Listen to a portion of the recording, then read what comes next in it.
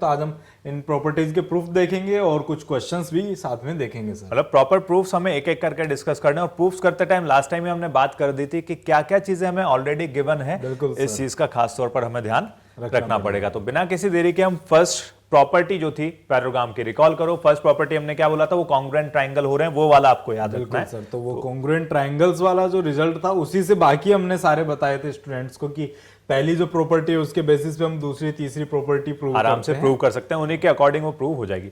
तो first result से start करते हैं, फर्स्ट प्रॉपर्टी से हम स्टार्ट करते हैं। यहाँ पे फर्स्ट प्रॉपर्टी क्या थी आपकी, अ diagonal of a parallelogram divides it into two congruent triangles. किसी पैरेललोग्राम का डायगोनल उसे दो कॉन्ग्रुएंट ट्रायंगल्स में डिवाइड करता है। अब हम यहाँ पे इसका प्रूफ देखने वाले हैं। बिल्कुल सर। तो हमारे पास एक पैरेललोग्राम गिवन है ABCD। तो अब हमें यहाँ पे सबसे पहली बात, जैसा कि मैंने बोला एक पैरेललोग्राम गिवन है तो तुरंत आपके माइंड में आनी चाहिए definition. What is a parallelogram? Parallelogram is that quadrilateral in which pair of opposite sides are parallel. खत्म, आगे कुछ नहीं, कोई इक्वल नहीं, कुछ नहीं, जस्ट इतनी ही डेफिनेशन आपको ध्यान रखनी है कि pair of opposite sides are parallel. That means इतना ही पार्ट हमें गिवन है और उसी की हेल्प से हम प्रूव कर पाएंगे। बिल्कुल सर। तो सबसे पहले मार्क कर देते हैं हम पैरेलल साइड्स यहाँ पे। AB parallel to CD, AB और CD पैरेलल है और BC और AD हमारे पास पैरेलल लाइंस का हमने यहाँ पे मार्क बना दिया है।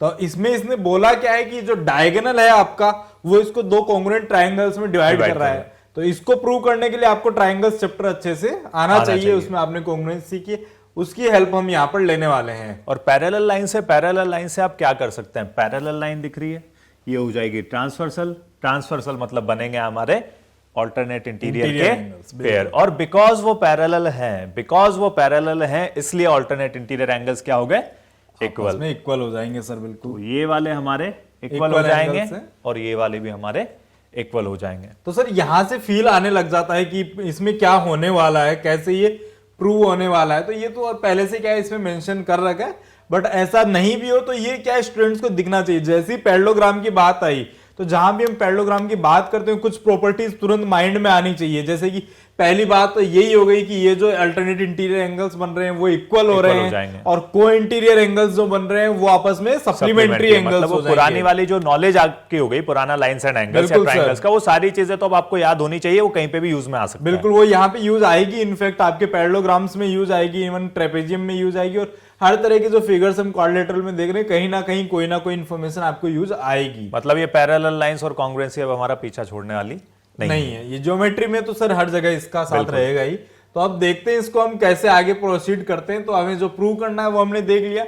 अच्छा, अब यहाँ पे कई बार होता है कि हमें कंस्ट्रक्शन की रिक्वायरमेंट होती है, बट इस फिगर में अभी हमें कोई कंस्ट्रक्शन की रिक्वायरमेंट नहीं पड़ेगी। मतलब दो एंगल तो हमारे ऑलरेडी इक्वल आ चुके हैं। कॉन्ग्रुएंसी में जब दो एंगल इक्वल आ जाते हैं तो फिर बचता क्या है तीसरी चीज? सर अपने पास दो क्राइटेरिया हैं दो एंगल्स के साथ, या तो AAS हम ले लें या ASA ले लें। तो अगर हम AAS की बात करें तो अगर ये A है ये A है तो फिर ये S होनी चाहिए, पर ऐसा तो हमारे पास है नहीं, क्योंकि अपोजिट साइड्स अभी तक हमने इक्वल प्रूव की क्या, नहीं प्रूव की। दैट मींस हम अभी तक इसकी अपोजिट साइड इक्वल अज्यूम नहीं कर सकते। सर यहाँ पे ये जो आपने बोला ये बहुत इंपॉर्टेंट पॉइंट है, क्योंकि स्टूडेंट्स गलती क्या करते हैं एग्जाम में भी, वो इन साइड्स को इक्वल ले देते हैं और काम खत्म कर देते हैं कि हो गया, साइड की हेल्प से कर देते हैं, हो गया, जो कि बिल्कुल गलत है। और फिर वहां पे मार्क्स नहीं मिलने चाहिए। कई बार गलती से मिल भी जाते हैं बट वहां मार्क्स मिलने नहीं चाहिए, क्योंकि साइड्स इक्वल है ही नहीं। साइड्स इक्वल बाद में प्रूव होंगे, अभी तो साइड सिर्फ पैरेलल है। तो हमें हेल्प लेनी है पैरेलल साइड्स की, और जो हमारे पास फिगर है उसकी। अब हम यहाँ पे इक्वल का मार्क ना तो हमने बनाया है ना हम बनाने वाले हैं, क्योंकि वो है ही नहीं यहाँ पे हमारे पास इन्फॉर्मेशन। दैट मींस हम AB और CD इक्वल नहीं ले सकते, तो इधर AAS नहीं लगा सकते। बिल्कुल BC और AD भी इक्वल नहीं ले सकते, मतलब AAS ऐसे भी नहीं लगा सकते। तो AAS का तो काम खत्म। तो यानी कि हमें सोचना पड़ेगा ASA के बारे में। तो सर अगर ASA के बारे में सोचे, पहला एंगल हमारे पास ये है और दूसरा एंगल ये है, और बीच में S मतलब इंक्लूडेड साइड आनी चाहिए बीच में। तो बिल्कुल यहाँ पे ये एंगल है और फिर साइड हमारी AC आ जाएगी और बीच में ये एंगल आ जाएगा। और अगर आप फोकस करें दोनों ट्रायंगल्स में, तो चाहे ACD हो चाहे CAB हो, आप देखें AC और AC दोनों में ही आ रहा है। यानी कि ये कॉमन साइड आपका बहुत इंपॉर्टेंट रोल यहाँ पर प्ले करने वाली है। और वो दोनों में कॉमन हो गई, मतलब वो दोनों क्या हो गई, आपस में इक्वल हो गई, सेम साइड, कॉमन साइड हम उसको बोल सकते हैं सर। ठीक है। तो यहाँ पे एबीसी ट्राइंगल और अब एडीसी ट्राइंगल को हम कॉन्ग्रुएंट प्रूव करने का ट्राई करेंगे, ठीक है। तो गिवन दैट में आपको सिर्फ पैराग्राम गिवन है, ठीक है। दैट मींस आप ये भी लिख सकते हैं चाहे तो कि एबी और सीडी पैरेलल है और एडी और बीसी पैरेलल है, ठीक है। कंस्ट्रक्शन हमें यहाँ पे रिक्वायर्ड नहीं है, ठीक है। तो बिना कंस्ट्रक्शन के आपका काम हो जाएगा। डायरेक्ट हम इस पे आते हैं, एसीडी और सीएबी को कॉन्ग्रुएंट प्रूव करने में। ऑर्डर हमने लिख लिया है, ठीक है। ऑर्डर जैसे सिर्फ थ्योरम आपको दिया जाए तो फिर आपको करेक्ट ऑर्डर खुद से पहले से ही लिखना पड़ेगा। जैसे एक तो क्वेश्चन में क्या होता है कि ये प्रूव करना है, तो उसने ऑर्डर दे दिया, ठीक है। अगर उसने ऑर्डर नहीं दिया तो फिर आपको पहले से डिटरमाइन करना पड़ेगा कि एग्जैक्ट ऑर्डर क्या आने वाला है, और अब तो वो आपको फिगर देख के भी आइडिया लगने लगा होगा। तो यहां पे अगर हम बात करें एबीसी और एडीसी ट्राइंगल की, हम लिखेंगे in triangle ACD and triangle CAB. ये दोनों ट्राइंगल्स हमारे पास है। अब सर हमें पहले ही आइडिया लग गया है क्या करना है इस क्वेश्चन में, तो अगर ये आइडिया हम पहले लगा लेते हैं तो हम उसी सीक्वेंस में लिखते चलते हैं कि जो हमारे सबसे पहले एंगल, साइड एंगल अगर हम यहाँ अप्लाई कर रहे हैं तो सबसे पहले एंगल ही लिखते हैं, एक एंगल नीचे और बीच में साइड सैंडविच। बिल्कुल सर, ठीक है। तो एसीडी ट्राइंगल में ये वाला ले लेते हैं। बिल्कुल सर, डीएसी एंगल हम ले लेते हैं। Angle DAC will be equal to angle BCA, angle BCA जो कि दूसरे ट्राइंगल का पार्ट है, फिर बीच में साइड। बिल्कुल सर, इसका रीजन भी हम दे देते हैं साथ में स्टूडेंट्स को। तो इसका रीजन आपका हो जाएगा ऑल्टरनेट इंटीरियर एंगल्स। और सर हमारा साइड का रीजन हो गया, कॉमन साइड है दोनों में। और अब तीसरा एंगल हम लिखते हैं भाई, पहला एंगल आ गया डीएसी, अब हमारा बच गया एंगल डीसीए। तो एंगल है DCA is equal to angle BAC, ये हो जाएगा आपका एंगल बीएसी। इसका भी अगेन रीजन हमारा सेम ही रहेगा, ऑल्टरनेट इंटीरियर एंगल्स। अब जैसे ही इतना पार्ट आपका आ गया, ठीक है, तो आप क्या कह सकते हैं? अब यहां पे सर अब हम कह सकते हैं कि by ASA congruence criteria, by ASA congruency criteria, triangle ACD is congruent to triangle CAB. अच्छा, अब मैंने बड़ी जल्दी से बोल दिया ACD is congruent to triangle CAB. मतलब ठीक है, आप बोल दो कि सर ने तो यहां देख के बोला, ये नहीं भी दिया हो तो भी हम बहुत फटाफट कह सकते हैं। कैसे? फिगर से। कोरस्पोंडेंस अगर आपको देखने आती तो आप भी तुरंत देख पाओगे भाई। बिल्कुल। ए के करस्पॉन्डिंग यहाँ पे सी था, ए के करस्पॉन्डिंग ए नहीं था। इस बात का ध्यान रखना भाई, ए वाला एंगल इस सी वाले एंगल के इक्वल था, अल्टरनेट इंटीरियर। तो ए के साथ में आपका आएगा सी।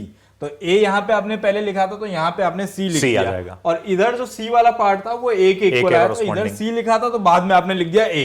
तो ये बहुत इंपॉर्टेंट है। और फिर लास्ट वाला डी जो है वो तो ऑटोमेटिकली बी के लिए बच ही गया। That means ACD congruent to CAB हो गया, जो आपने इंफॉर्मेशन लिखी, और फिगर से भी अब आप डिटरमाइन करना सीखे, और अब तो पैराग्राम के बहुत आपका आइडिया लग जाएगा फिगर का। तो दिख रहा है इधर ए सी डी, ए बस इक्वल एंगल, तो उधर से सी ए बी, वो चीज हम फटाफट से डिटरमाइन करना स्टार्ट करें। अच्छा सर, जैसे अगर हमने ये वाला पार्ट तो हमारा डन है, ठीक है, कि किसी पैराग्राम का डायगोनल से तो कॉन्ग्रुएंट ट्रायंगल में डिवाइड करता है, फर्स्ट प्रॉपर्टी हमने कर दी प्रूव। अब ऐसा लग रहा है कि फर्स्ट प्रॉपर्टी अगर प्रूव हो चुकी है तो लगे हाथ फटाफट से सेकंड और थर्ड प्रॉपर्टी भी शायद हमारी आ जाएगी। बिल्कुल सर, एक्चुअल में होता क्या है, एग्जाम में कई बार सेकंड या थर्ड प्रॉपर्टी का डायरेक्ट प्रूफ पूछ लिया जाता है, तो उसमें हमें पहले वाला रिजल्ट भी प्रूव करना होता है और उसी से हमारे पास सेकंड और थर्ड पे पहुंचते हैं। तो सेकंड प्रॉपर्टी हमारी क्या थी? सेकंड प्रॉपर्टी ये बोलती है कि ऑपोजिट साइड्स आर इक्वल। तो ऑपोजिट साइड्स आर इक्वल। अब हम उसको यहां से प्रूव करने वाले हैं, ना कि उसकी हेल्प से हमें इसको प्रूव करना था। तो यहां पे देखिए बाय सीपीसीटी आप देख सकते हैं कि जो पार्ट है आपके पास, ये जो सेकंड और थर्ड से कॉम्बिनेशन बना है सीडी, और इधर बना है एबी। तो यहां पे मैं कह सकता हूं by CPCT corresponding parts of congruent triangles are equal equals to AB, यानी कि एक पेयर आपका इक्वल हो गया। अब दूसरे पेयर की बात करें सर, तो दूसरा पेयर हमारा बनता है BC और AD का। तो वो कहां से आएगा हमारे पास? AD हो गया हमारा फर्स्ट और थर्ड, और इधर फर्स्ट और थर्ड हो गया CB। तो हम इसको लिख सकते हैं AD इक्वल टू CB, यानी कि दोनों पेयर जो है अपोजिट साइड्स के वो इक्वल आ गए आपके पास। प्रूव करने का मेथड हमने देखा, तो जब पहली बार पैरेललोग्राम बनाया तब क्या था? सिर्फ अपोजिट साइड्स पैरेलल थी। फिर बाद में चेक किया, प्रूव किया, तो पता चला, उनको मेजर किया कि इक्वल थी। और कैसे प्रूव हुआ? वो इस तरीके से आपके पास एक रिजल्ट बन गया है। तो ये स्टैंडर्ड रिजल्ट है, इसको आपको ध्यान रखना है। और अब आगे आप इनको यूज कर सकते हो कि पहले इसके प्रूफ में आपको यूज नहीं करना है, इसके बेसिस पे जो थ्योरम्स आगे के प्रूफ्स हैं उसमें अब हम इनका यूज ले सकते हैं। और अब क्लियर हो चुकी है ये चीज कि साइड इक्वल कब आ पाई, जब ये पहले आपने ये ट्राइंगल्स को कॉन्ग्रुएंट प्रूव किया। दैट मींस इनको कॉन्ग्रुएंट प्रूव करने पे हम वो साइड इक्वल है इसका यूज नहीं करेंगे। ये बात आपको यहां पे ध्यान रखनी बिल्कुल पड़ेगी। सर, ये बात बहुत इंपॉर्टेंट